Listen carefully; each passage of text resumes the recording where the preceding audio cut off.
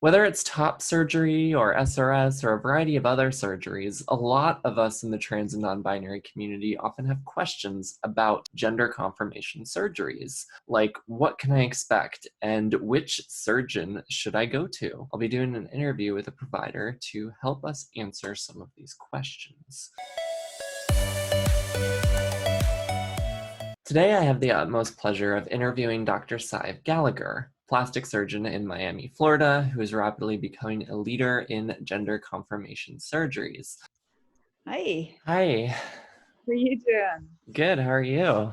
Good, good. Thank you so much for having me. This is awesome. Yeah, thanks so much for taking the time to do this. I was really excited when I heard back from you all so quickly. Yeah, I'd seen your channel before, obviously like stuff would come up. So I was like, oh, absolutely. I'd love to. Cool. I've seen some of your videos and, I've read a little bit about your story and kind of where you were at. And I didn't know Right. until recently that you had actually moved to Miami, Florida. Yeah, Um, that's very recent. Yeah. We chose probably about the most epically bad time ever to start a new practice, but that's okay. It's okay. It's some downtime. That's all right. so I'm kind of interested to hear kind of what brought you to where you are today, kind of like Yeah. what your life path was that kind of brought you to plastic surgery, and even more specifically brought you to, providing health services for trans and non-binary people. Yeah.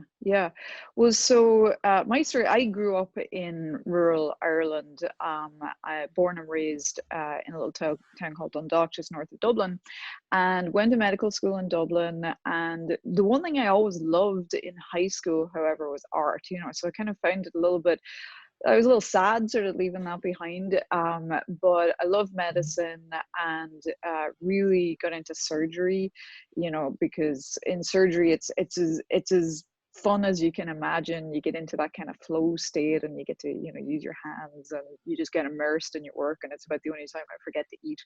Doesn't happen to me otherwise. But so I got into general surgery, which I loved, which is chitlins and guts and things like that, but I was drawn to plastic surgery because in the back of my mind I'm thinking, could this be like art, could it be? And it turns out it absolutely is. It's just a different medium. So I did general surgery in Philly, did this was 5 years, and kind of lost 5 years of my life there because it's 100-hour work weeks, and I don't really remember Wow. much of that, but it was great training, and you get like a front row seat of some of the most amazing things humans go through. But anyway, went on to do Indianapolis to the program there. Indiana University to do 3 years of plastics, and really fell in love with it and was really drawn to cosmetics, but I was a little bit hesitant, because somebody after going through all those years of training, you're like, oh, am I going to devote my life to vanity? Which is nothing wrong with that whatsoever. And cosmetic surgery is a lovely field. But then I think probably my first interest in gender affirmation surgery was I was just amazed by the techniques and the elegance of the surgeries. So I traveled to see some of them, but as I began to see the human side of it and the patient stories, and got a better understanding of the community and what patients go through to be their authentic selves, I fell in love with it. And it's obviously you get such a buzz from working in this field because you get into the very privileged position of being close by as patients dreams are realized. So it's the happiest practice I've ever been part of.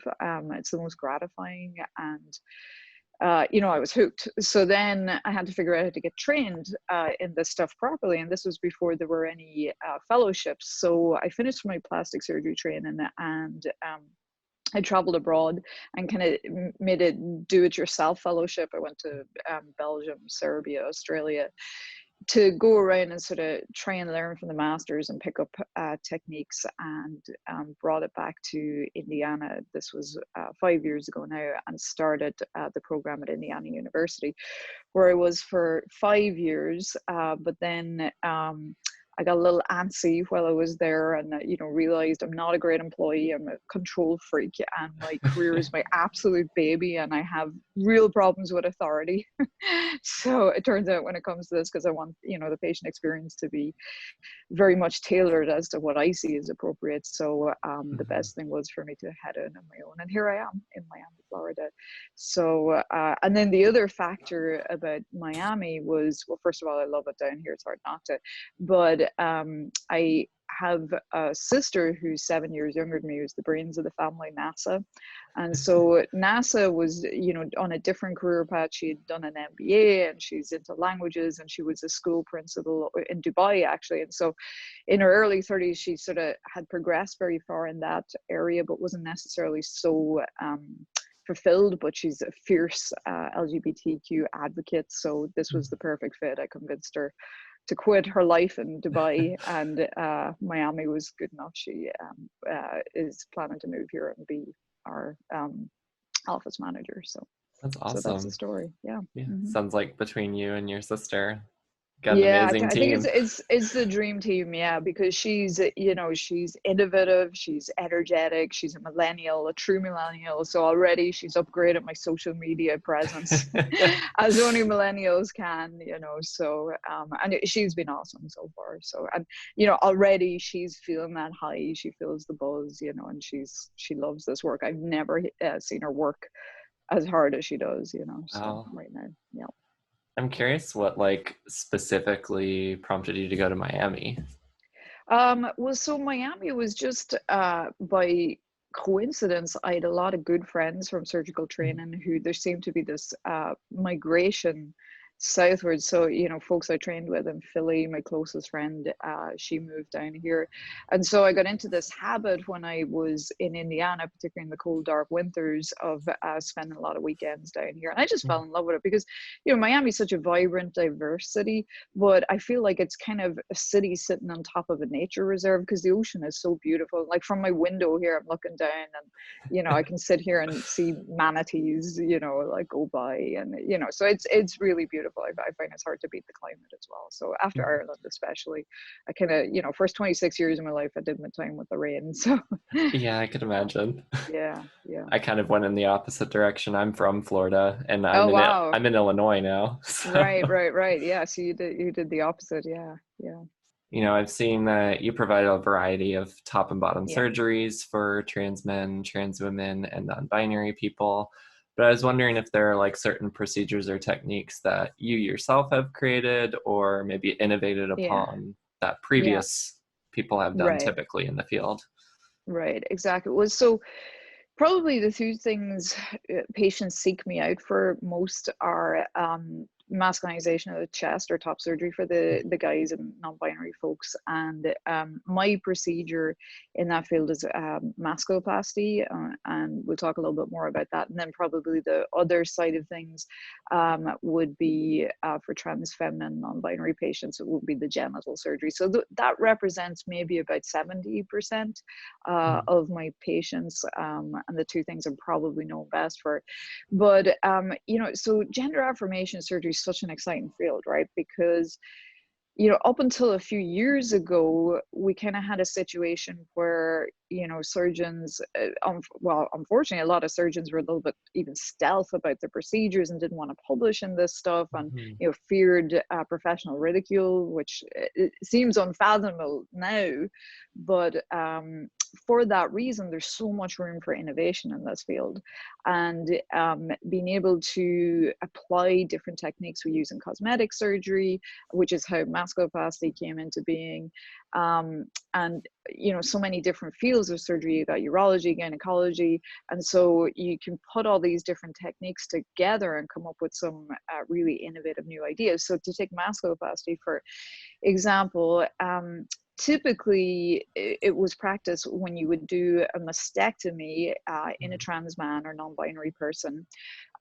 you would remove the breast tissue and you'd have the space left behind, and close the skin over it. And so you had to do something with this space because the body doesn't like dead space. It forms fluid, what we call a seroma, if you just leave that fluid behind. So the traditional way, and the way I used to do it back in the day, would be just remove that breast tissue and pull the skin together and stick a little tube in there, which would hang out of the body for a week or two.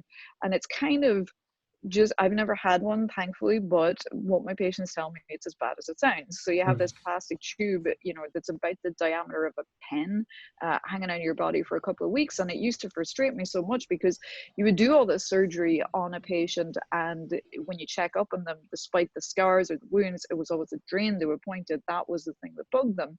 And because it wasn't perfect, sometimes the fluid collections formed anywhere where the drain wasn't getting to. Sometimes the drains fell out early. And so there were lots of problems with it. So for that reason, you know, 5 years ago, we were looking at this problem, saying, is there any way we can do this without drains? So what we did was just very simply, we put dissolvable stitches in there and the inside closed down that dead space.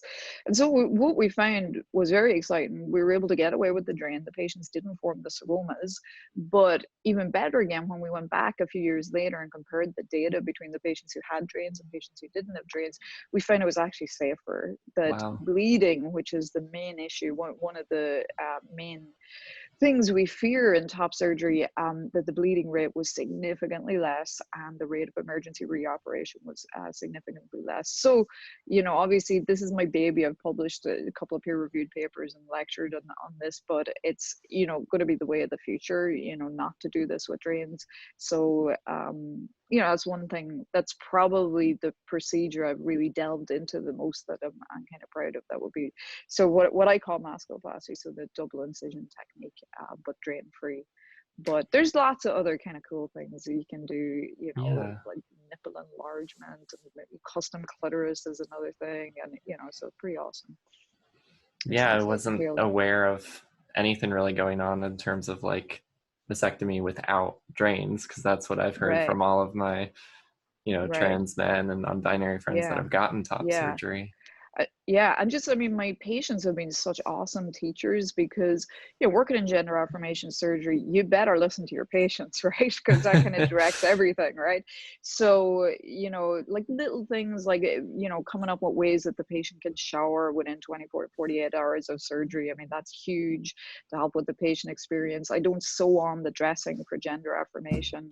I don't use drains for vaginoplasty either. So just little innovations like that, you know, can make a huge difference to the patient experience. So, yeah, and I think that kind of leads me into my next question, talking about like, you know, working surgery in general is a very vulnerable procedure for a lot of people, like very major surgeries, and some things like bottom surgery are especially major surgeries.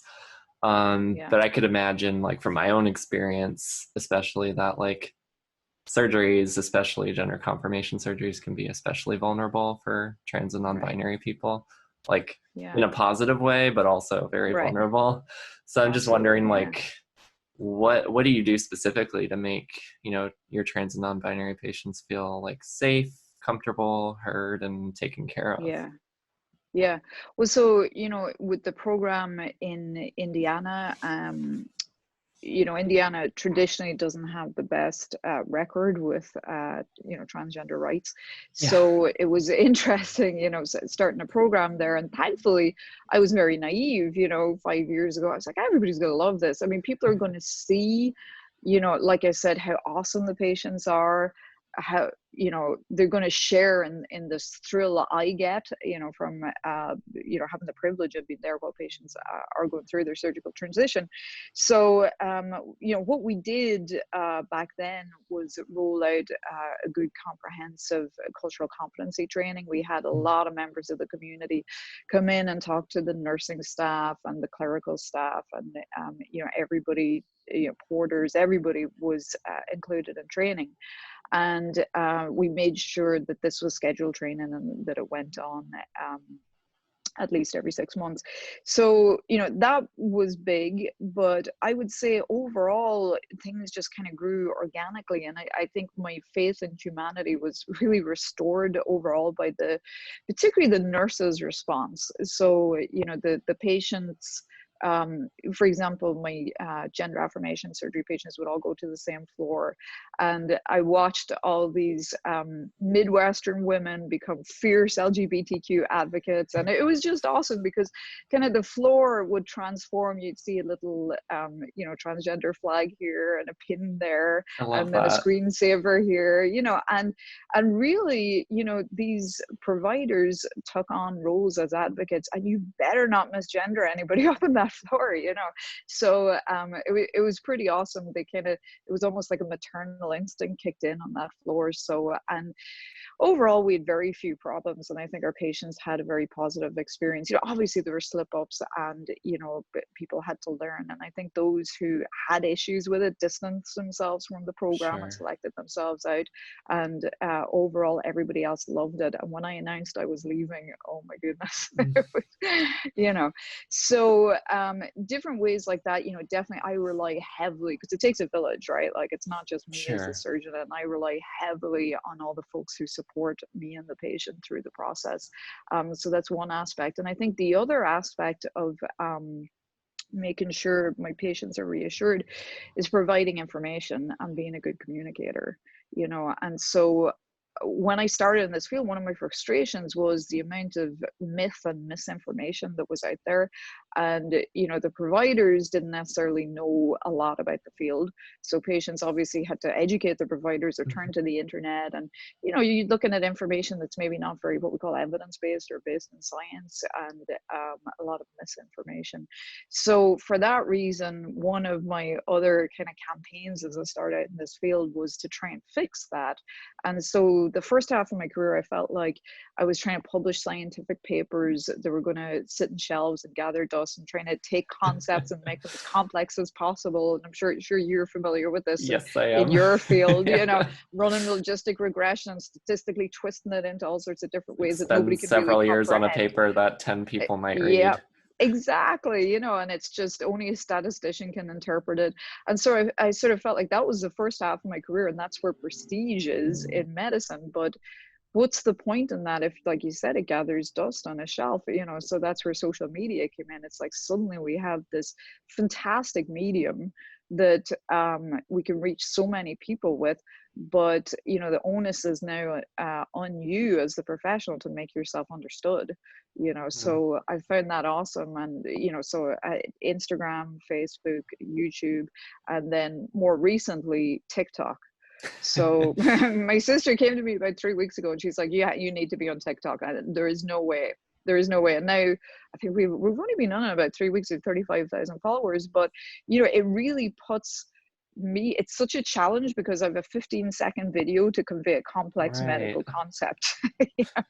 Within a few, you know, but it's fun, you know. And the thing is, it works. And I know when I go to my doctor and sit there and listen, I hear maybe, as a doctor myself, I hear maybe 20% of what they say to me. I hear blah, blah, blah, blah, blah. And I'm thinking, yeah, I'm going to go look this up later. So I can't imagine what it's like for a non-medical person. So most of my social media content is just me sitting there and saying, having the same conversations I have with my patients in the office. And I think that's been a game changer, because the patient now has the time to sit at home, relax, take in the information. And so just to try and provide good, understandable information through as many media as possible, you know. And a lot of patients do well with written information as well. And, you know, when I started out doing vaginoplasty, I remember saying several times in the office, you know, as we're instructing patients to use their new anatomy, well, it doesn't come with a manual. And I was like, well, you know, we can do better. Let's make a manual. So we It's made the like, it new vagina could. manual. Yeah. Yeah. So we made the new vagina manual. So, you know, just, you know, different things like that, I think are huge to help the patient's experience. And being there, being available, you know, For sure. yeah, you know, I hope like my patients understand that between myself and NASA, we try to be as, you know, connected as possible. So, Yeah, and I know for me personally, like, I builds a lot more confidence when I see providers when they're able to like really break things down and explain them. yeah, Because it's yeah, like, I feel like it because shows that you actually know what you're talking about if you're able to like convey it to right, different audiences at their level of yeah. understanding. Yeah, I'm a firm believer in that. I come from a family of teachers, my mom, my sister, my brother. But, you know, it's I really feel that if you don't know your subject matter, you can't communicate it. It's like, you know, I always wonder, do you really know your, you know, if you have to substitute jargon, do you really know what you're talking about? You know, so, You know, you're talking about how like being available for your patients is right. obviously very Yeah. important. And I know Yeah. like I've heard lots of horror stories in the community just about like providers who kind of disappear after the surgery or aren't available if complications arise or revisions Right. are needed. So I was wondering if you could like walk walk me through like what would you do if a patient contacted you saying they had a complication or had a desire for a revision? Right, right. Well, so, you know, I think it goes back to medical school. I remember I had a fantastic teacher and mentor who was a primary care doctor, and he explained something very clearly. And he said, it's human nature. If you're a doctor and your patient looks great and feels great, I mean, you're all about that. You want to be like, hey, how are you Hmm. doing? But the patient who maybe is not doing so well, and, you know, we always do our best as surgeons. So there's kind of not really a blame, just, you know, things go wrong. It's a complex Sure. surgery. It's human nature as a surgeon that you're like, oh, I'm just going to go over here and just, you know, which is the worst thing you can do, Hmm. obviously, if you go absent. So one thing that was drilled into me from medical school is that patient who's having an issue for whatever reason, you're going to ramp up your presence. That's, you know, and Yeah. so I always go back to that principle. So it just depends, right? And it, you know, obviously I had so, you know, of the surgeries I do, we have our masculoplasty top surgery, and there, complications wise, there's not a lot that goes wrong. You know, obviously I don't want to generalize like that, but it's a straightforward surgery. It's you know, psychologically maybe not as burdensome as the genital surgeries.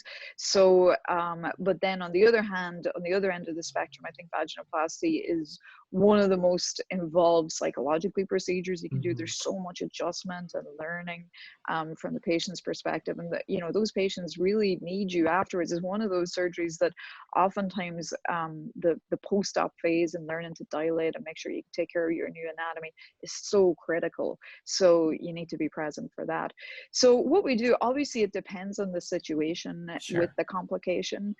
Thankfully, a lot of complications, it's a matter of assessing it, and oftentimes reassurance, you know, and that's what allows us to treat a lot of patients who are international or out of state. A lot of the time your body is going to heal things a lot better than I can as a surgeon. So we're always assessing initially with whatever the issue is it what we call a bump in the road? Is it something that's your body is going to take care of it much better than I could as a surgeon?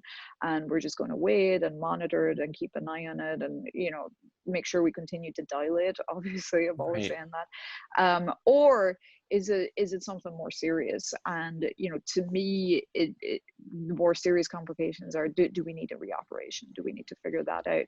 So then, you know, it becomes a case of coordinating that logistics.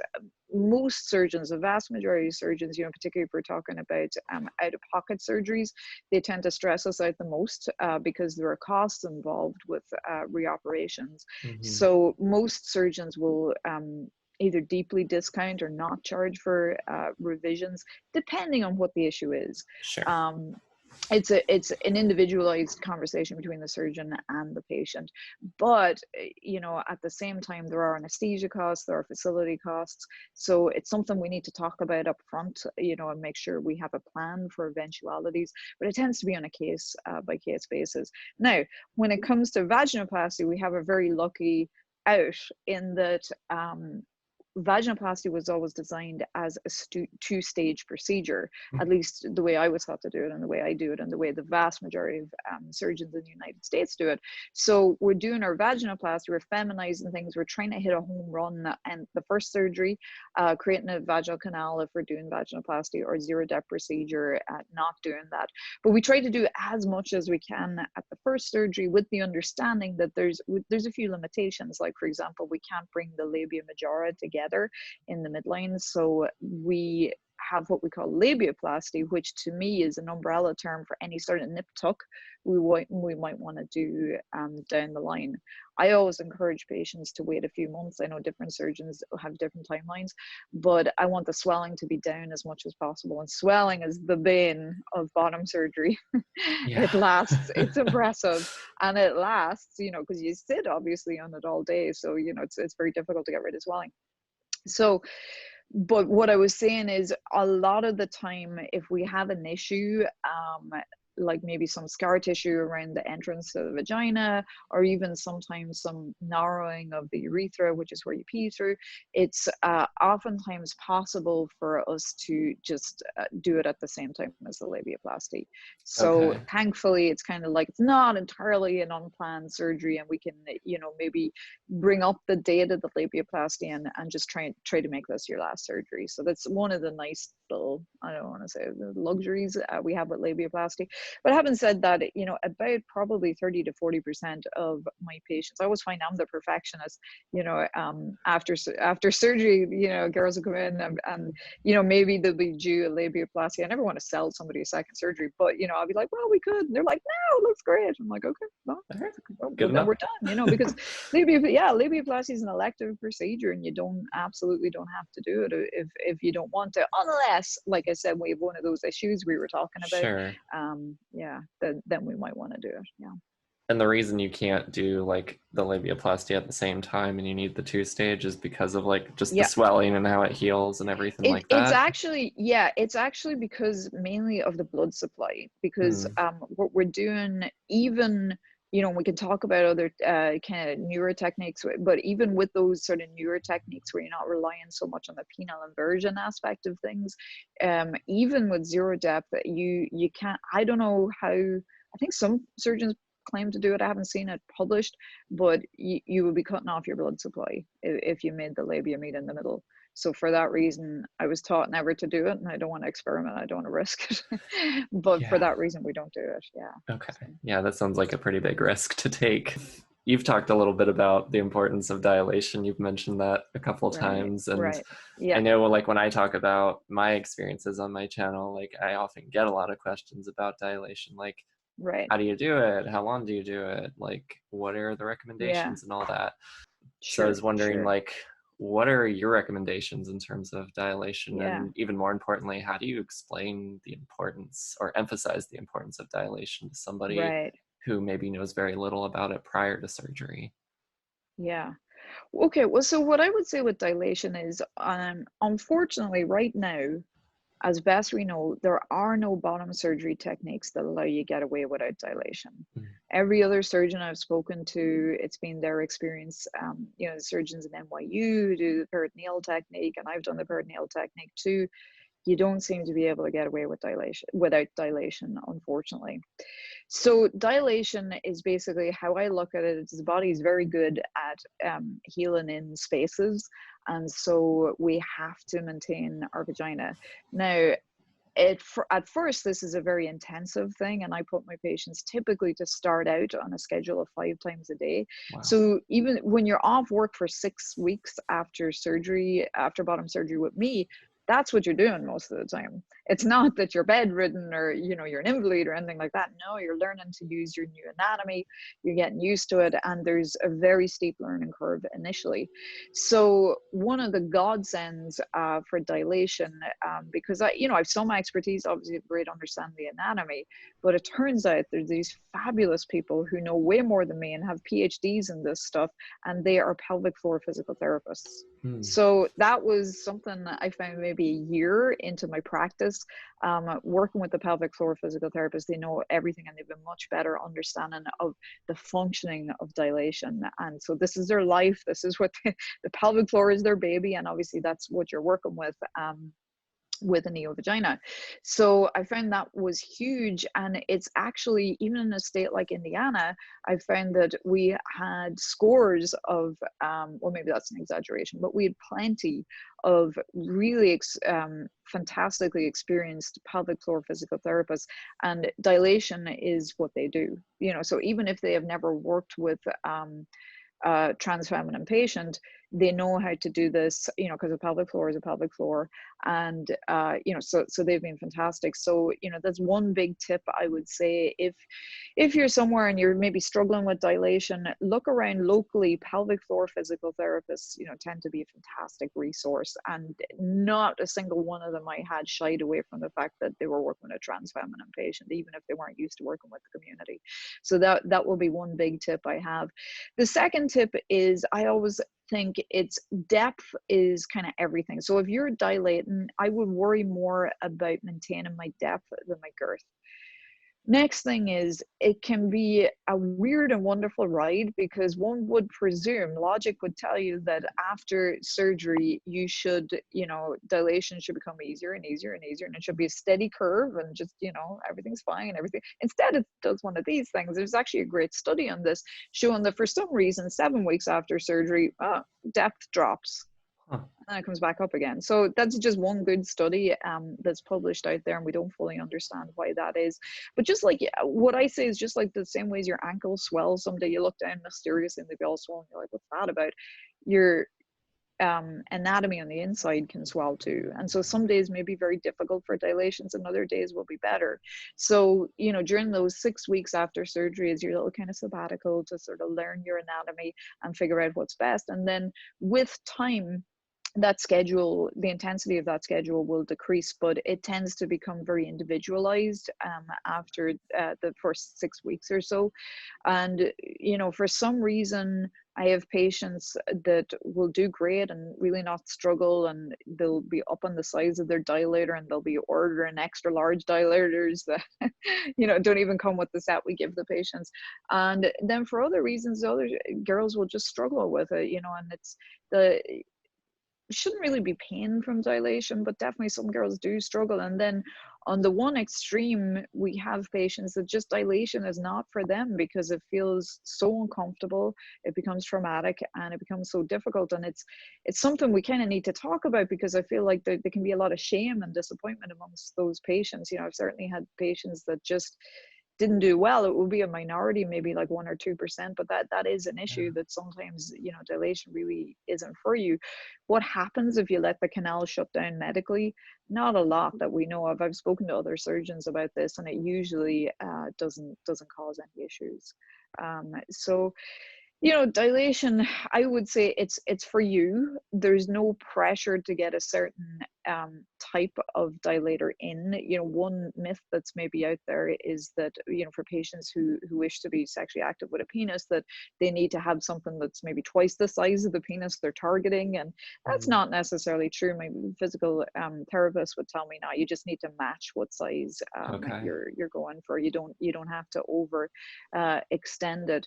And it is possible to gain girth. In my experience, it's a little more difficult to regain depth, you know, and which you really don't want to do if at all possible. I've certainly done it plenty, is to need a revision surgery, you know, to try and regain depth, because things are scarred in there, and it's statistically a lot more dangerous than your first surgery. Because we have very important organs in that close space, namely, you know, Mr. Stinky, or the rectum, which is where your stool comes from. And so we don't like, you know, obviously we don't want to ever injure that. So during the first surgery, that's the whole, you know, art of the surgery, is making sure to protect that rectum, and there's so many measures we do to protect that. But let me tell you, going back again in a narrowed vaginal canal where we've all sorts of scarring, that's a much more difficult thing to achieve. You know, is to make sure we can do that safely. So that's why we harp on and on about the importance of dilation. Yeah. And, you know, in the manual, which you know, the new vagina manual, which you know, patients can get, I'm going to make available on our website.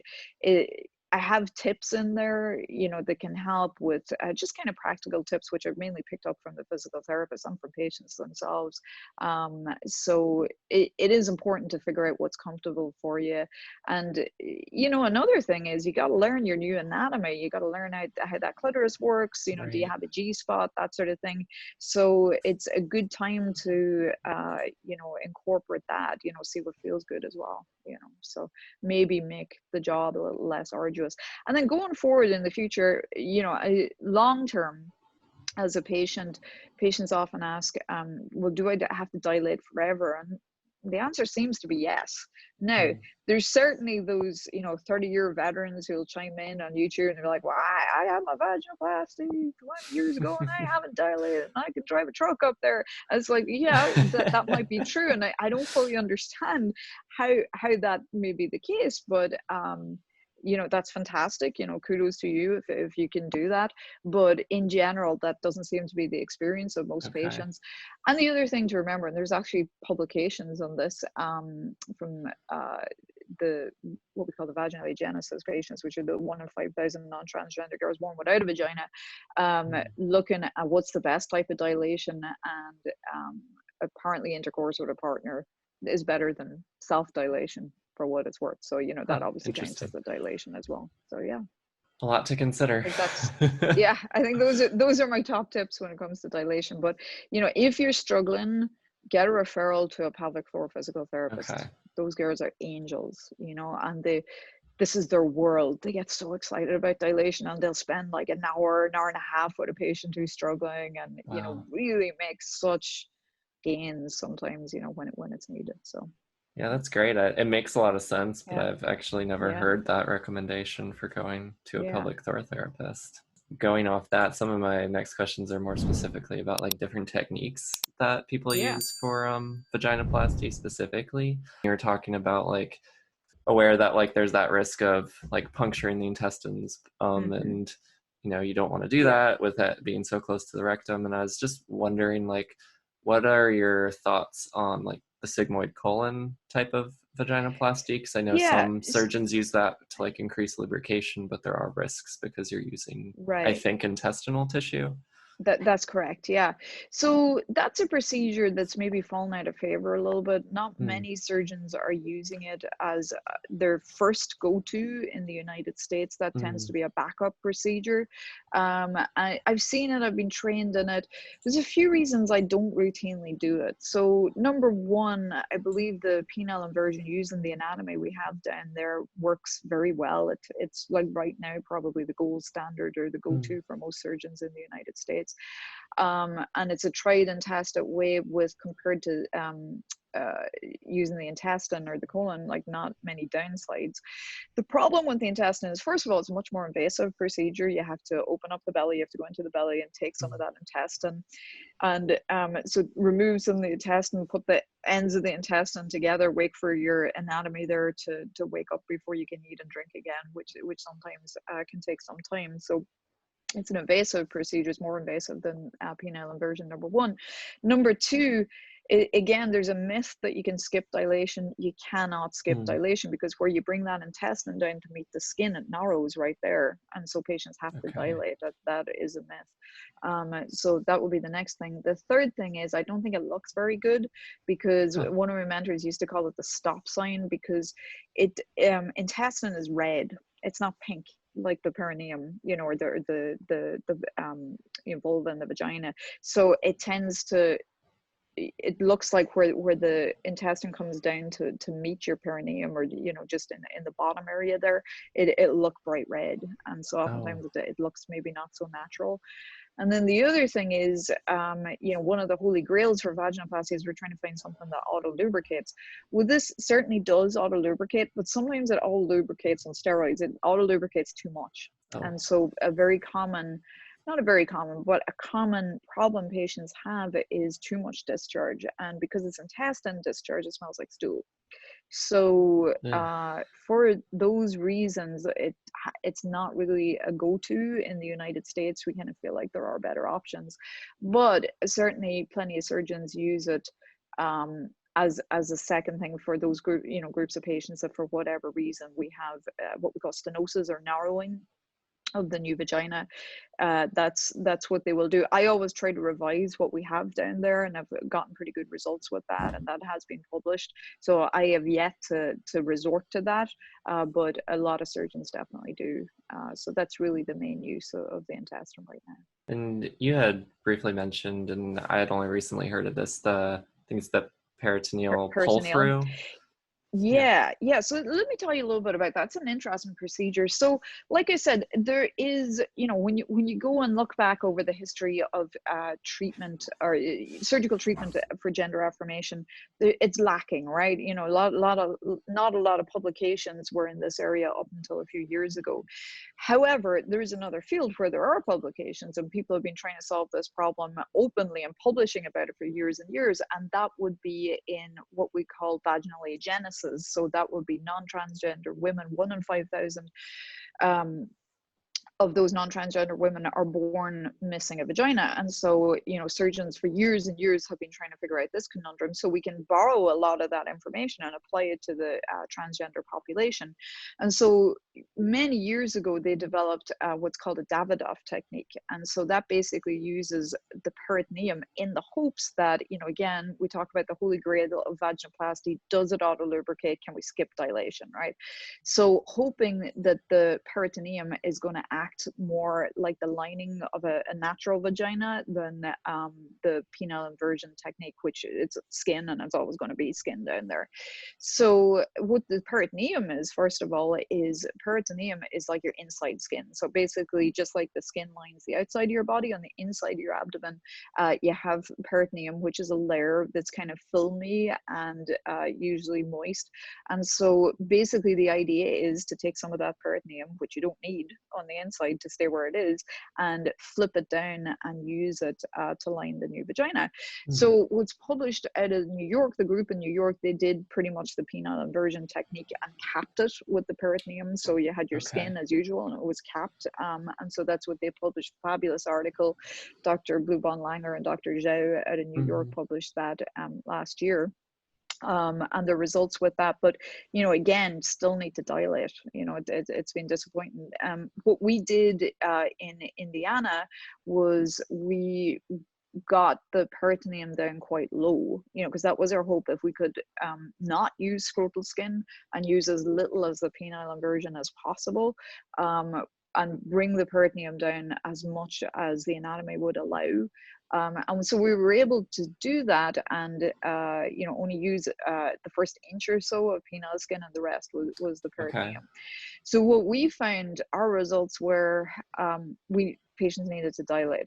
Going from the experience in New York, I gave my patients the same dilation schedule.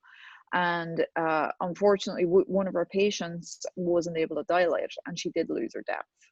So she lost her depth just like you would in a regular penile inversion. So unfortunately, we had the evidence right there that you definitely do need to dilate. Our other patients did great. Downsides of it is you have to go into the belly, so that increases risks of surgery, because you're now working around all sorts of other organs in there. You have to have scars on your belly. They're small, but that's something real. Surgery takes maybe a little bit longer. Benefits right now are still kind of theoretical. Does it auto lubricate better? Probably does. It seems to, but can skip dilation. So it's probably a good option for patients who don't have a lot of tissue out there. And we're going to see, patients who've been on blockers during puberty. It's probably going to play a more important role in them. And so ultimately, it maybe just comes down to patient experience and surgeon preference. But I'm going to be offering it again here in Miami. I'm teaming up with a gynecologist who lives on the robot. He does the robot all day long. Cool. So we're hoping to provide it as well. But I think the jury is still out. We can't say that it's superior to penile inversion. Certainly penile inversion is still what we call the gold standard. It's the tried and tested thing, and we've got years of data on that. This is a new technique. It seems to be safe, possible advantages like we talked about, but this is what I discuss with patients, and we don't do the hard sell on it. So it comes down to a personal preference. But do you think that like a combination of penile inversion and peritoneal surgery will kind of eventually replace just penile inversion? I don't know. I don't know, because we need more data. We need long-term data to show that it's superior, because it's certainly more surgery, and I'm a minimalist. The more surgery you do, the more possible complications you can get. Right. So that's why I'm not a huge fan of it yet. We just, time will tell. We'll have to wait and see. A couple more like just general questions, Yeah. specifically about cost, because that often comes up in Yeah, the conversation too, because certainly does. especially if you don't get insurance coverage, bottom or top Yeah, surgery can be extremely expensive. So exactly. I'm just wondering, like, Yeah. how does insurance factor in for the work that you do, and what are some of the ways that you may work with your patients to help make it more Yeah. affordable or Yeah. feasible? All right, I'm a cynic. That's my first disclosure.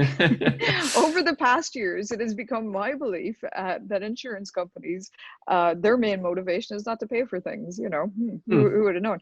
So, you really have to have your wits about you to get your surgeries through your insurance. So I'm going to give you lots of tips on that, because you have insurance, and I believe you should be able to use it. So let's talk about those patients who don't, first of all, have coverage.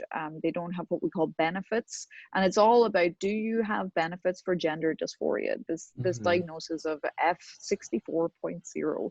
So that's the big question, right? Do you have benefits? More patients than ever before have benefits now. The patients who are in trouble and who are lacking are Medicaid patients and patients whose employers choose not to provide benefits.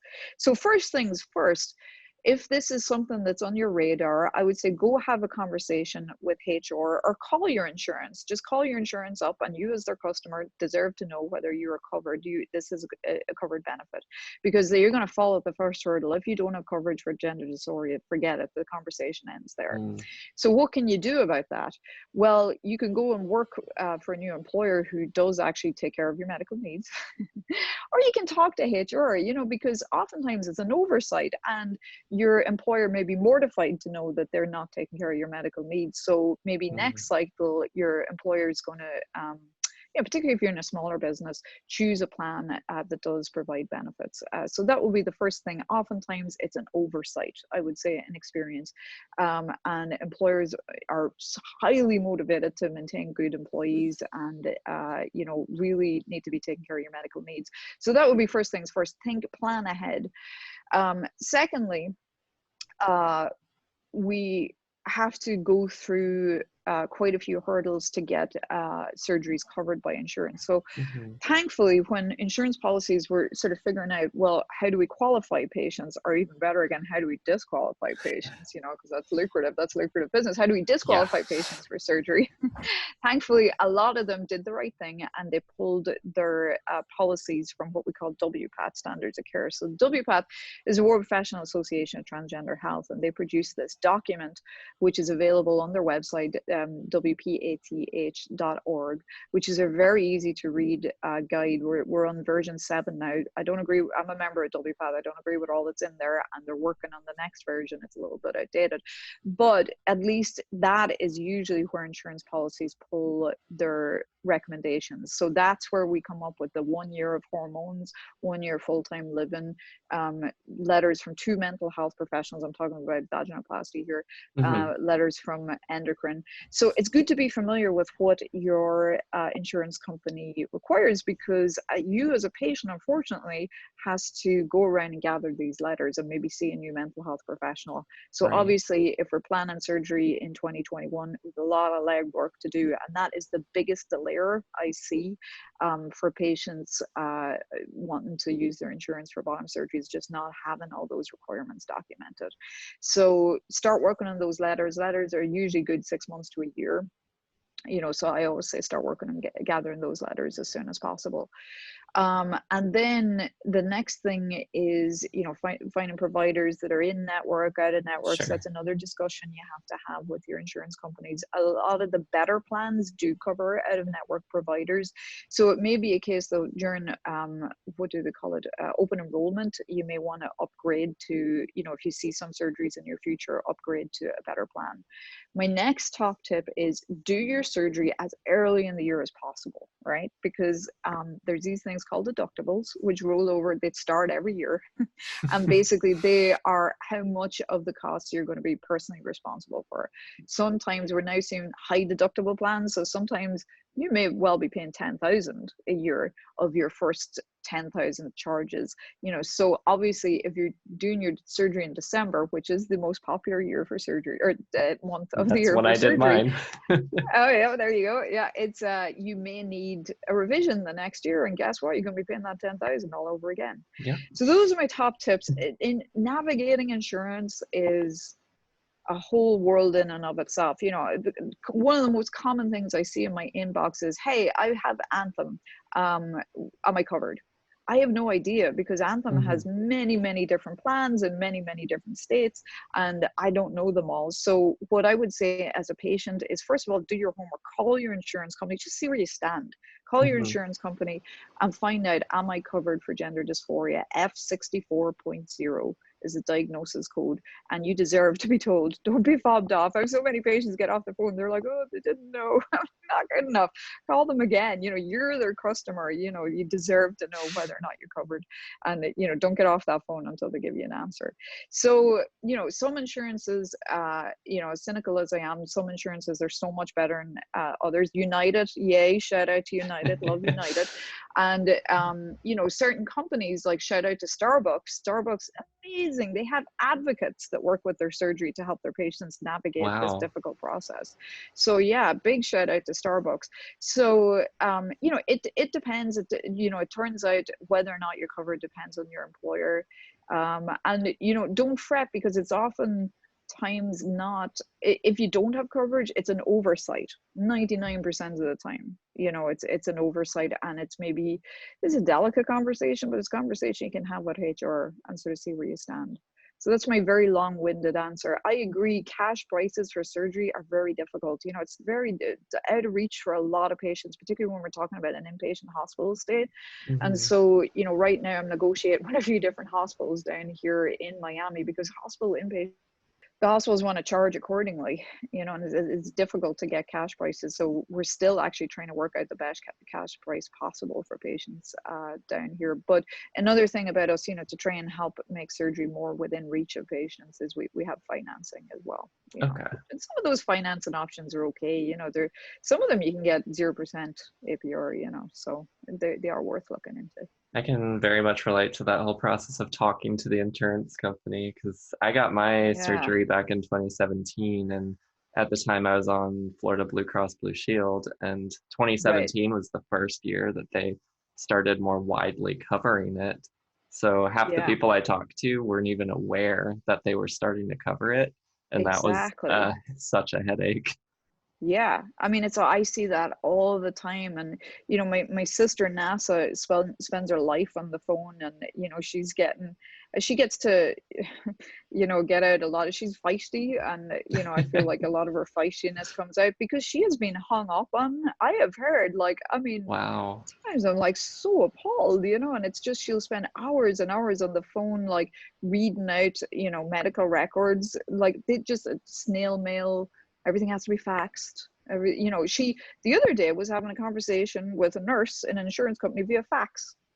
The nurse was only available via fax, so she would fax a question, the nurse would answer. I was like, oh my god, this is so archaic. So hang in there. There's a lot of variation between insurance companies, and the more involved you can be, the better. And working in a healthcare system before, I found the healthcare system sort of removed a lot. We're like, well, we'll look into it. Go away, patient. And I like to get it, because our patients are smart, resourceful people, so the more we can bring them into the process, the faster we can get answers. And obviously you as the patient is in a very strong position to advocate for yourself with the insurance company, rather than, let's say, us as an out-of-network provider with your insurance company. They hang up on us sometimes. Lovely. Yeah. As you mentioned, and I think some of us are aware, it takes a lot of preparation and legwork to kind of, from some of those early steps all the way up to the day of the surgery for getting it covered and all that. So I had a question specifically about hair removal. Comes up a lot when we talk about vaginoplasty, and that can take many months of prep time just because of hair growth cycles. So I'm wondering, for what you provide, I imagine hair removal is recommended or required, and kind of what does that timeline look like? Yeah, so this is another area where I'm a little bit controversial, and so starting out my practice in Indiana, I would cringe when I'd be like asking these girls from like rural Missouri or wherever, yeah, no, you have to do 6 months of hair removal, which is either going to be laser or electrolysis. Electrolysis is expensive. It's not Hmm. covered by insurance, and it's painful. You're probably going to have to go up to Chicago for that. We don't have many providers or culturally competent providers. And so I find that hair removal from the patient's perspective is a huge burden, right? Painful, Hmm. expensive, usually not covered by insurance, difficult to find good providers, tags on an extra at least 6 months to your prep for surgery. And so it was one of these things I was always taught in my training that no, we got to do hair removal, and it was one of those kind of dogmatic things. It's like, well, why, or what's the evidence behind that? No, just because. I was like, okay, well, so the first thing you do is you want to look and see is there any data on this. So I looked through the literature, and it's probably been a year or two since I've looked now, but there was one paper when I looked at the time, 250 patients, I think, in it, and they found that 7% of those patients after surgery had issues with hair removal, hair growth. But the fascinating thing was it didn't matter. It was independent of the fact whether or not they'd undergone preoperative Oh, wow. laser or electrolysis, and some of them had very extensive preoperative treatments and still had hair issues. So I thought, well, okay. So then looking at my own patients, I had patients, one of them I can think of in particular, and swore to me, looked me in the eye before surgery, said, yeah, I did all my hair removal. Where'd you do it? Oh, at the place. And I was like, I don't think she's done it. But what can I do? She's swearing that she has. So we take her to the operating room. We take off the graft, which is, so just to maybe back up a little bit, why traditionally it was so important is because we are lining the new vagina with hair-bearing skin. So that Hmm. will be the scrotum usually. So scrotal tissue comes off, we thin it, and we look on the back, and we can actually see the hair follicles. And, so with that patient, turn it over, it's full of hair follicles. But then my patients who had done the electrolysis and laser hair removal, I turned it over, same thing, full of active hair follicles with hairs in there. I'm like, well, okay, this isn't good enough. So what we got into the practice of doing would be we would assign somebody to sit in the corner for hours with a little cautery device and destroy each one of those individual follicles. And they would come back to me 2 hours later and say, is this good enough? I said, no, go back, keep going. We used to have the thing, you keep going until either the cautery device burns out or you burn out, one or the other. So we would do very extensive hair removal in the operating room. And, with that technique, I've had one patient who says she has hair. She doesn't see me anymore. She hasn't been back to see me, but she says she's had hair growth, and she is one of the ones who did extensive preoperative Oh, electrolysis. wow. So, for the past about 80 or so patients, we haven't been insisting on hair removal. Most of them haven't done it, and touch wood, so far we haven't had any issues. So that's my perspective of it. I'm not the only surgeon who's like that. There's a very prominent surgeon in Canada who does the same thing, another one in Pennsylvania. So I'm not an outlier in that. I'm just watching it very carefully. But it seems to be that we can provide this procedure with the intraoperative hair removal. It seems to be working quite well. And laser hair removal, I mean, I've personal experience in that. It's laser hair reduction. It's not removal. It comes back. Yeah. So yeah, it's so that's my take on it. So right now I don't insist on it. If you can get hair removal, sure, fantastic, no reason not to. But if it's not accessible to you, at least in my hands, it doesn't preclude you from your bottom surgery. Okay. So kind of something that you'd recommend if possible, but not If required. possible, but I don't insist on it for all the other reasons we talked about. It's a huge Hmm. burden to put on patients. So yeah. And it's also typically not covered by insurance either. So No, I've never been able to get it through insurance. Yeah. I'm just curious, we've talked about some innovations that you're currently doing, some other providers are doing in terms of surgical techniques. So I wonder what do you think is next? Like, where do you think the technology and procedures are moving in the near Yeah, future? well, so in the near future, the big question is the peritoneal procedure. Is Sure. that superior? Is it not? Myself, the little innovations I always like to you know, come up with ways to make the patient experience better, you know. So there's a lot of things I do for pain management, making sure that that we do a lot of local anesthetic in the area to make sure, because we now understand from a pain perspective, having that good pain control early in the patient's experience is very important, even in the long term, it seems to be. So I put a big emphasis on that.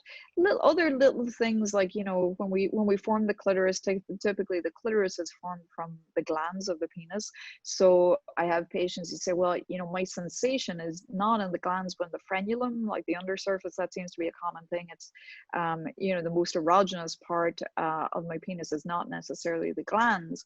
So it seems, you know, that's where we do the custom clitoris. So within reason, you know, depending on which part of the penis we're talking about, we can modify the procedure so that that is your new clitoris.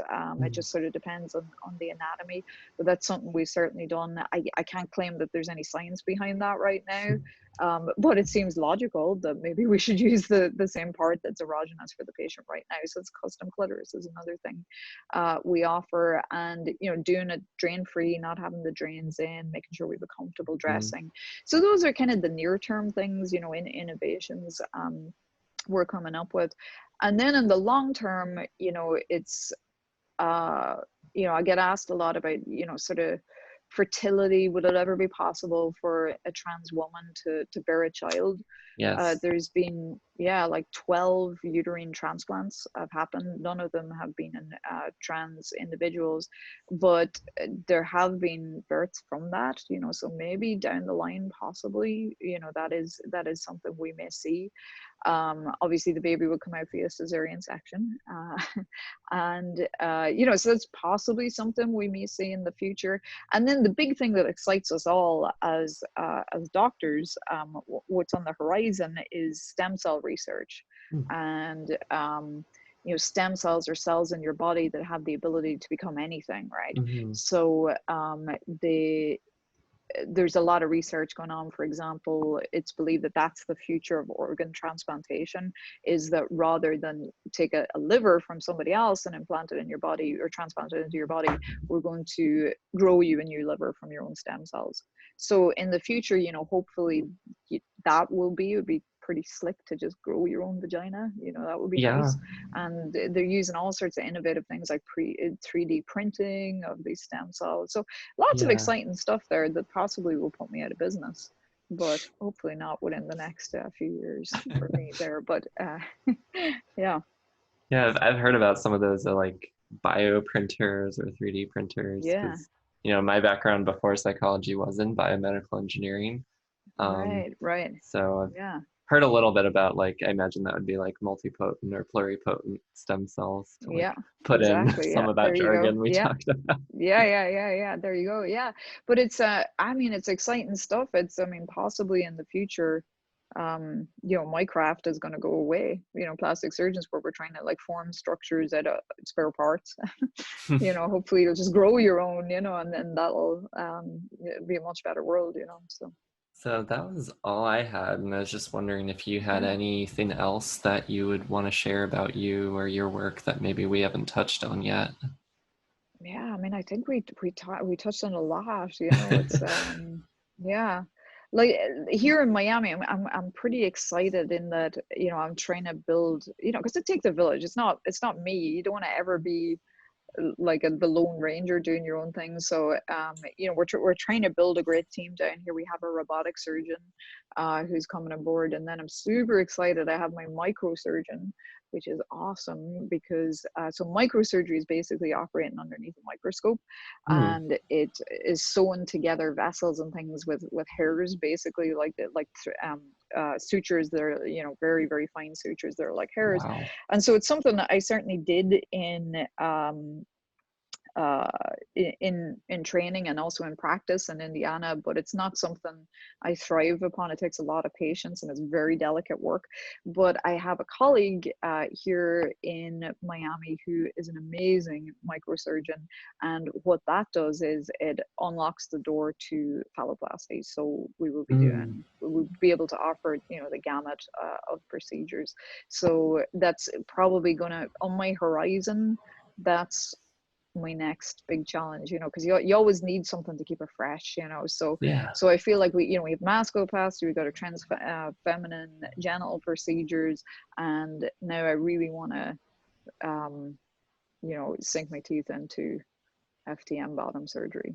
You know, so many great ideas and innovations that we could apply there. So, you know, I feel like I'm not really putting much out on social media about it yet, but that's, you know, we've got some Wow. great ideas and exciting ways to innovate there and do. My favorite part of surgery is spare part surgery. So it's like, I feel like one of the big problems with FTM bottom surgery and creating a penis is the scarring it leaves behind on other parts of the body. So there's some really cool techniques that we're working on that, you know, would minimize that. So yeah. Awesome. So I think that's kind of on the horizon. I'm super excited about that, but we're kind of sort of keeping quiet about it right now. But yeah. Yeah, so just kind of as a final question for anybody who's watching this and maybe looking for top or bottom surgery, how would they get in contact with you and maybe schedule a consultation? Yep, absolutely. So like I said, we try to make ourselves as accessible as possible, and the best way, usually we're trying to be, like I said, my sister's a millennial and she tries to be tech savvy, and millennials don't like to talk on the phone, you know, so we try to make everything as automated as possible. I don't like talking on the phone either, but anyway, so the best way to get us is through our website, and you can self-refer, don't need a referral, and that is www.gallagherplasticsurgery.com. So on there, there's a contact us, and NASA compulsively checks our email, and usually we'll get back to you within about 24 hours. So that's usually the best way to reach us. Social media is hit and miss. We don't always get those DMs, so we might miss you. So, but you know, we do certainly get a lot of patients directly from there too. But the best way is always going to be the website. And like I said, you can self-refer. But you know, just taking a step back, as a savvy patient, if surgery is on your horizon, go harass your insurance company, see what's going on there, you know, see if you are covered. That's foremost, you know, just kind of see where you stand, you know. I'm just curious, what sort of timeline would a new patient be looking at? Because I know you just established a new practice, and then everything with the pandemic, things are kind of really weird right now. So yeah, exactly. Things are very atypical right now. So, you know, usually we would expect it to be, from the volume of patients we're seeing coming in, we'd expect it to be a few months wait. However, a lot of our patients had to push back their surgery, you know, because COVID, you know, their circumstances changed. So we do have a few openings for this summer, which is unusual. And then just be aware, the vast majority of my patients want surgery on the college breaks. So spring break, winter break, those will book out months in advance. January is for savvy patients because of the reasons we talked about with insurance, but January is the quietest time of the year usually. So top tip there. And you know, December is always the busiest. Those are just some things to keep in mind, and it depends on the surgery, right? Because you know, a bottom surgery may take me several hours, whereas a top surgery or an orchiectomy is a quick and easy procedure, you know, so that we can usually get you in without too much notice there. So yeah, so that's all I had, and I'll put links to all of your social media stuff, your website, down in the description below, so people can easily see what you're doing and get in contact with you. Again, thank you so much for taking the time to do this. This is really awesome. Great. You've a great way of making people talk. You're very calm. And, is that what you're going to go into? You think eventually you're going to do like more on the counseling side, or? Yeah, that's part of what I want to do. Like, I'm pursuing currently a PhD in counseling psychology. Part of what I want to do is become a licensed psychologist, and like, I already know that, like, I want to be a counselor, but it's very emotionally draining. It's very rewarding, but also draining. I can't imagine. My friends who are in that field, I can't, because, you know, when I have a friend offloading me, I'm like, oh, you know, and I'm an introvert. I can only take so much people, you know, it's like, and then I get exhausted. But you have this really lovely calming aura, you know, I can definitely tell you're born for it, you know.